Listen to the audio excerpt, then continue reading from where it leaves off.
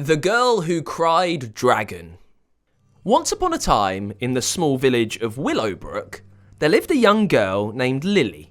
Lily was a lively, imaginative child with a love for adventure and a heart set on one very peculiar wish.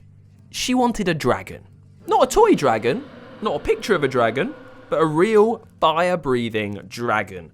Whenever she closed her eyes, she imagined soaring through the skies on the back of a majestic, scaled creature. Her parents, of course, were not keen on the idea. "Dragons are dangerous, Lily," her mother said, folding laundry. "Why not wish for a pony instead?" "A dragon would eat the pony," Lily replied matter-of-factly. "Then what about a cat?" her father suggested, peering over his newspaper. "Dragons eat cats too," Lily insisted, her eyes shining with determination. Exasperated, her parents tried everything to dissuade her, but nothing worked. Lily was undeterred. If her parents wouldn't help her, she'd have to take matters into her own hands. So she set off to the edge of the village where the old wizard Thaddeus lived.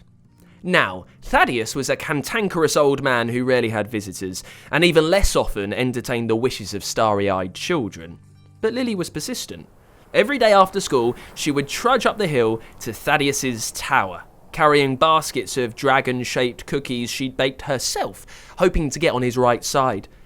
"Please, Mr. Wizard, can you make me a dragon?" she would ask, her voice sweet and hopeful. "No," Thaddeus would grumble, brushing her off like a pesky fly. "Dragons are too much trouble." But Lily was not easily discouraged. She started doing chores for the wizard, sweeping the dusty floors of his tower, polishing his cauldron, and even feeding his grumpy old cat, Balthazar, who scratched her at every opportunity. Still, every day she asked, and every day the answer was the same.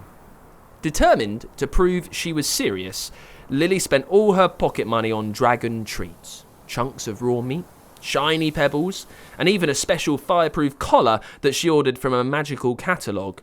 "For my future dragon," she explained to the bewildered shopkeeper.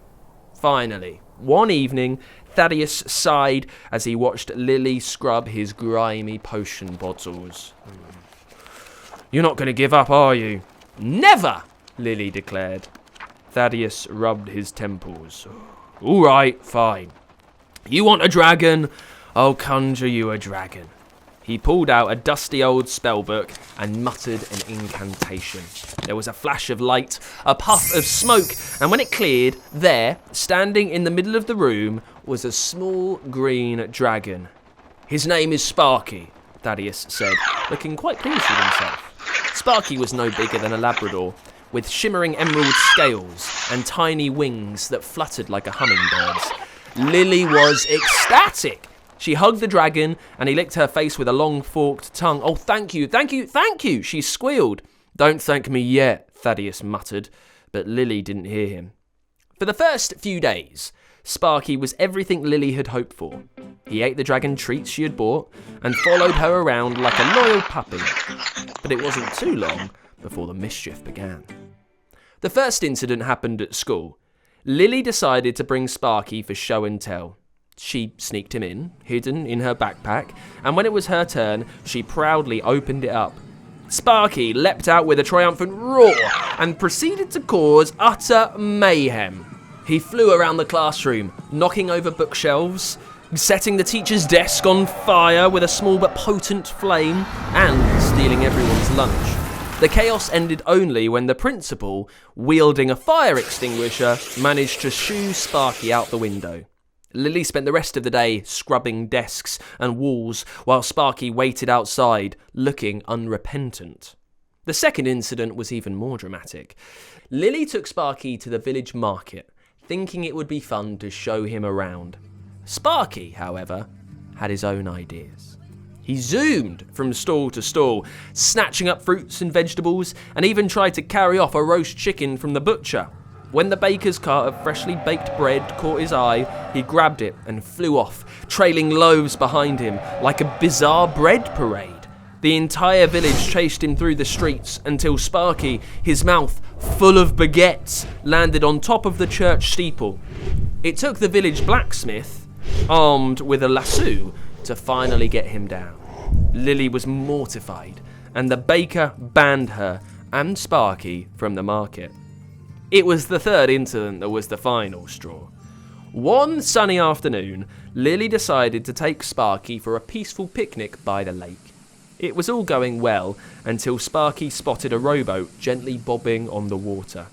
With a gleam in his eye, he flew over, grabbed the boat with his claws, and soared into the sky, boat and all.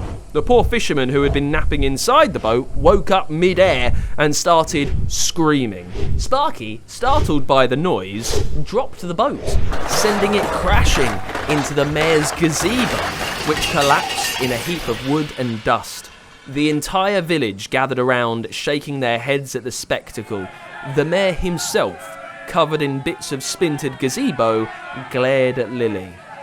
"I think," he said slowly, "it's time you reconsidered the whole dragon business." Back at home, Lily sat in her room, staring at Sparky, who looked as innocent as a dragon could. She thought about the chaos he had caused, the burning classroom, the bread parade, the flying boat disaster. Maybe, just maybe, a dragon was a bit too much for her to handle. The next day, with a heavy heart, Lily led Sparky to the village zoo.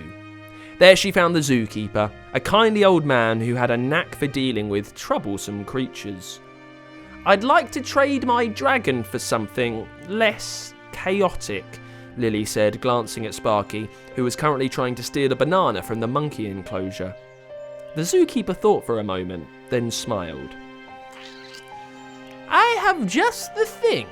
He led Lily to a pen where a cuddly rabbit sat munching on some grass. "Meet Ridley. He's calm, friendly, and, most importantly, he doesn't breathe fire."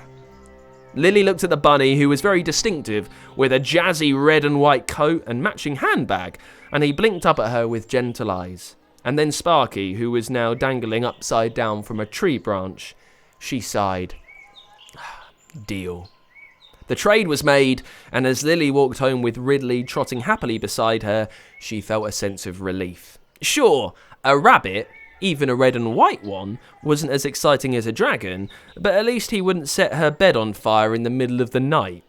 That evening, as she sat in her room, cuddling Ridley Rabbit, she thought about all the trouble she and Sparky had gotten into. She smiled, remembering the good times, but knew she'd made the right choice.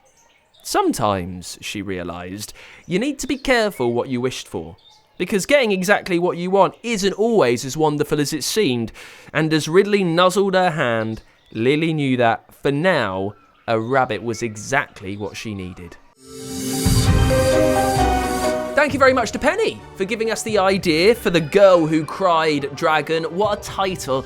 I wonder, how good do you think you would be at looking after your own pet dragon?